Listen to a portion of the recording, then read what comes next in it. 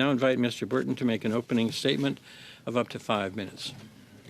Chair, my area of expertise is Chinese domestic politics and foreign policy. I was educated in China, and I've worked in the CSE, in the Canadian Diplomatic Service, and as a diplomat, and as an academic. I've published several articles and reports on Chinese influence operations in Canada.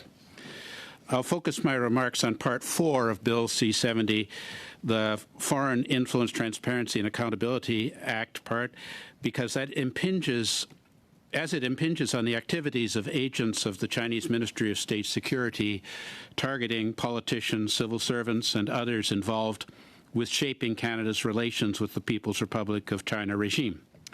Now, Justice Ogg's report earlier this month noted that her mandate is to investigate potential foreign interference with, and I quote, executive decision-making by Cabinet and its ministers in relation to their departments, including indirect foreign interference with ministerial decisions when such decisions are based on information originating at a lower level of government, covertly influenced by a foreign state or its proxy agent, etc. That close the quote.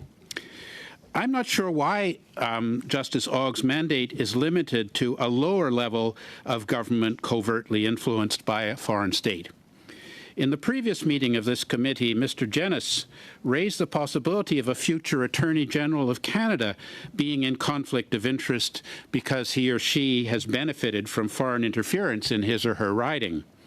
My knowledge of China's United Front strategy around the world is that there is enhanced Chinese Ministry of State Security early targeting of politicians deemed likely to in future assume influential positions, such as Attorney General for Canada.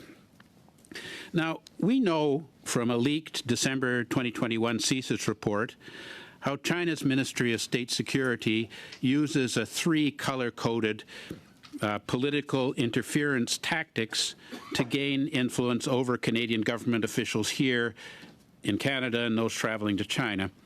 Blue referring to sophisticated cyber attacks on targets' computers, smartphones, and hotel rooms for possible blackmail. Gold referring to bribes. Yellow is what CSIS described as honeypots. That's how China employs sexual seduction to compromise a target. Bill C-70 and existing legislation should go a long way to addressing this kind of concern. But I would put forward there are more sophisticated operations by the Chinese regime here in Canada and other countries that are more challenging for us to counter. For example, the former Australian Prime Minister Bob Hawke recalls in his biography that shortly after he retired from politics, he traveled to Beijing and met with Chinese leader Jiang Zemin, who told him, and I quote, "Mr. Hawke, China never forgets its friends. We want you to know we regard you as one of our best friends," end the quote.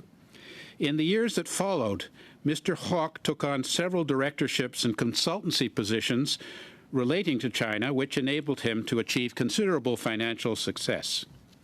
Here in Canada, we observe former cabinet ministers, former ambassadors to China, people retired from senior roles in our foreign ministry who have assumed lucrative opportunities relating to China after leaving government. Government career options in law firms and businesses and other sectors with associations with business networks identified with the Chinese Communist Party would clearly not be open to those who are identified as unfriendly to China while in a position of public trust, because we know the Chinese regime keeps extensive files on all of us, so they know who their friends are.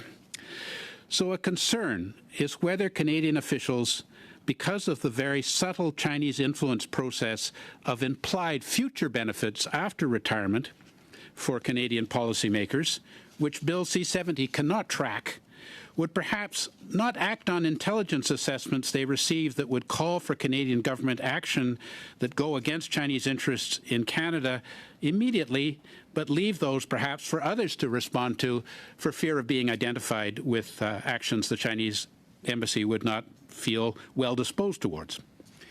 If I could just conclude, I would say from this that perhaps just as government officials cannot exploit classified information to serve personal interests after retirement and have to keep the secrets that they derive in the course of their service secret for life, perhaps we need to restrict public servants from receiving benefits from foreign entities for life as well. Thank you, Mr. Chair.